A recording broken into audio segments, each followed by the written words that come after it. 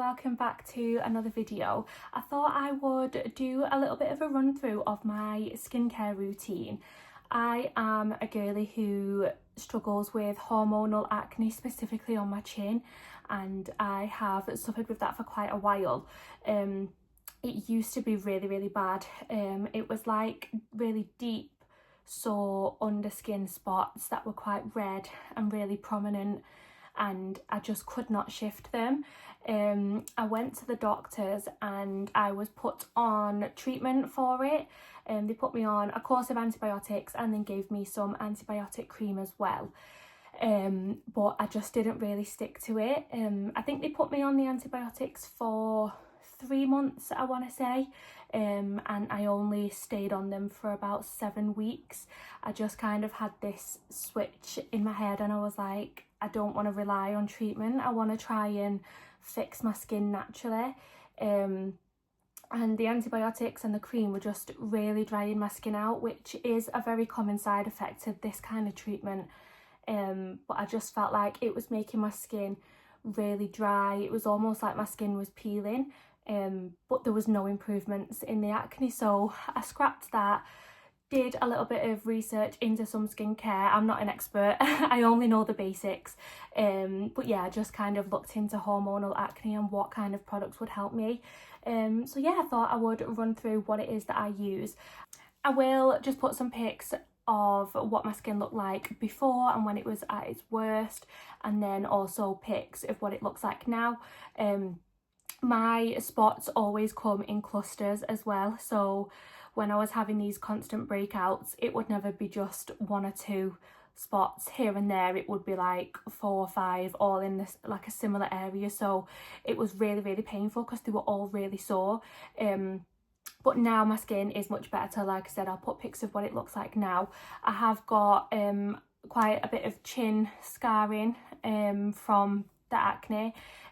So that can sometimes make my skin look worse than what it is. The scarring can sometimes look like active spots, but it's just scars. So we're working on trying to get rid of those, but overall such an improvement in the past few months. I keep my skincare really simple. I always see people on TikTok doing like 10-step skincare routines, and I wish I could afford all of those products. I wish I could do a 10-step skincare routine, but I keep it quite simple, quite basic, especially because I'm pregnant at the moment, so got to be careful with the type of products that I use. And obviously with hormonal changes in pregnancy, I have been getting a few breakouts here and there, so I'm just keeping it simple and not using anything that would irritate or cause breakouts. It's really important that you don't over cleanse your face. So in the morning, I don't use a cleanser at all. I just use warm water to wash my face. And then of course you want to make sure that you're using clean towels to pat your skin dry. And once my skin is dry, I use the Aveeno Oat Gel Moisturiser. I find this so soothing and calming on your skin. A lot of products that I used to use, especially when I was having these sore spots and breakouts, is you'd put a product on your skin and it would almost like irritate and feel like it's burning the spots. But because the Aveeno is like oat based, it's really just soothing and calm, and I've never had any irritation with it. And then once my Aveeno Oat Moisturiser is on, I then go in with Factor 50 SPF, and I use the Bioma one.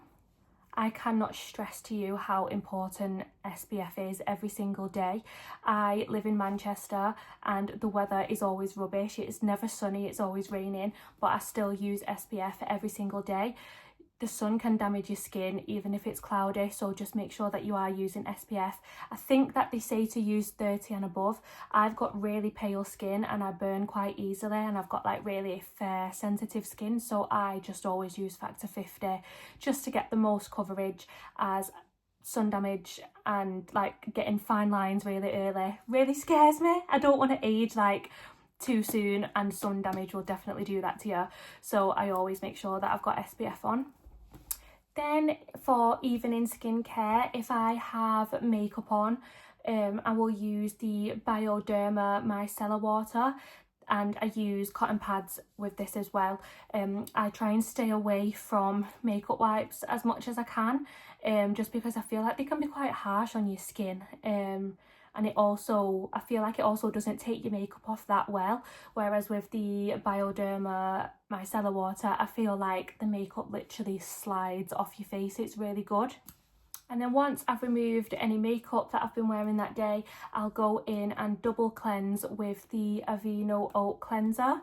The first cleanse is for getting any excess makeup off that's been left on, and also any kind of SPF or products that you've used that day. And then the second cleanse actually deep cleans your skin. And then once I've double cleansed, I'll go in with a centella serum, which is a Korean brand, if I'm remembering correctly, and Korean skincare is meant to be so good. I'll put pictures. I'm obviously putting pictures on the screen of which ones that I use. I can't remember the specific name. I've not got the product with me right now, but it's really good. It makes your skin literally look like glass, and I just find it really beneficial. I'm running quite low on it, so I've not been using it every single day because I'm trying to like savour it, but definitely something that I'll be repurchasing, and it lasts quite a while as well. And then for the final step, I will use my Bioma Barrier Boosting Moisturiser. After I've put the serum on, I'll let the serum settle for like 5 minutes, and then I'll put the Bioma Moisturiser on. My skin barrier was so damaged when I was struggling with this acne, and I used to pick my spots as well. I find it so hard not to, because especially if there's a head there, you just want to get rid of it, but I used to be so bad for that. That's probably why I've got so much scarring at the minute. So please make sure you're not picking your spots. I know it's so hard not to. Even now, if I get a spot or two, depending how big it is, I'll try and have a little, but I need to stop. That's why I've got acne scarring. So due to like the acne itself and then me picking and messing and stuff, my barrier was just absolutely destroyed, and I feel like this Bioma moisturiser is really good at reboosting your barrier. And then I've not been using this product recently just because I've not really had many active breakouts, but it was an absolute lifesaver and a game changer when I was struggling with breakouts. I used azelaic acid, which is meant to be really good for active red spots. It helps reduce like inflammation and the redness. I used the Inculist one, so I will just pop a picture of it on the screen so you know which one it is that I use, but that is really good if you've got active red spots. And then I don't use these religiously, but I will use them every so often. I'll just use like a sheet mask or eye masks, just to kind of hydrate my skin, and I love having a little pamper. So if I'm having like a nice bubble bath and stuff like that, I'll put a nice sheet mask on just to hydrate my face. I also find facials super beneficial for skincare. I haven't been going recently because I'm pregnant, and the 2 facials that I usually get you can't have during pregnancy, but I used to get microneedling and biorepeals, and they are both really good for targeting acne scars and fine lines on your face. Microneedling uses like a pen kind of device that's got little tiny needles in it, and it's used to glide like over your face and make little micro channels in your skin. It sounds like it would hurt, but I feel like it never did. I feel like it might be a little bit like sensitive to some people, but I've never had any issues when actually having it done. It doesn't hurt or anything like that. And then a biorepeal is a type of chemical peel. The thing that I love most about a biorepeal is that you can have it done on the same day as microneedling, whereas my skincare lady recommends not having a chemical peel and microneedling on the same day, just because microneedling can make your skin quite sensitive, so then it can cause a reaction if you have something as strong as a chemical peel done within the same session. But a biorepeal isn't as strong, so it pairs well with microneedling.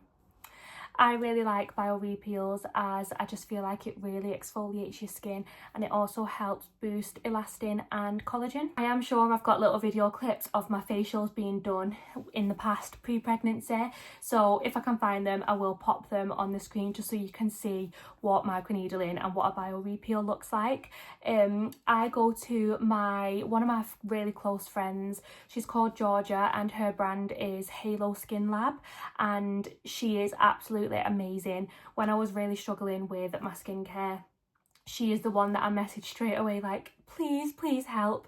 So she recommended me all the products that I use to this day, and she also just makes the facials so relaxing, and I really miss going and having like a nice pamper and just unwinding for an hour. She does a lot of light touch therapy as well, so like playing with your hair, using like tools and stuff to like tickle your back, and she's not actually done that for me yet, but because I can't go and get a facial during pregnancy, I might go for something like that instead. As soon as baby girl flies out, I will, and breastfeeding is over, I will be going back and having my microneedling and bio peels because she is absolutely amazing and she's really improved my skin. I think that is everything for my skincare routine and everything that I use and have done, etc. So I really hope you enjoyed, and if you do struggle with similar acne and skin to me, definitely try some of these products as they're not too harsh and I feel like they've really helped me. But thank you so much for watching, and I'll see you in another video.